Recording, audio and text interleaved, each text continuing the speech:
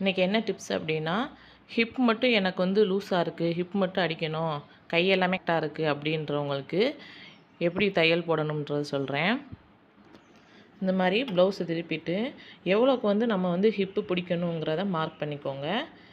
கீழேயும் அதே மாதிரி மார்க் பண்ணிவிட்டு இந்த தையலை ஸ்ட்ரைட்டாக கொண்டு வந்து இது வரைக்கும் நம்ம கொண்டு வந்துட்டு இப்படி இந்த பக்கம் அப்படியே நம்ம கிராஸ் பண்ணி எடுத்துடணும். அப்போ நம்மளுக்கு ஹேண்ட் வரைக்கும் வராது.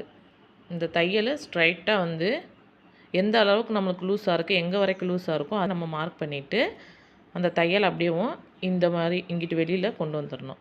இப்போ நான் அடித்து காட்டுறேன் பாருங்கள் ஃப்ரெண்ட்ஸ். நான் வேறு நூலில் போட்டிருக்கேன் உங்களுக்கு தெரியணுங்கிறக்காக.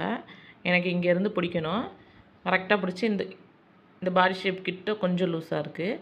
அப்படியே அந்த தையலை இந்த பக்கம் ஓப்பன் சைடு கொண்டு வந்துடணும்.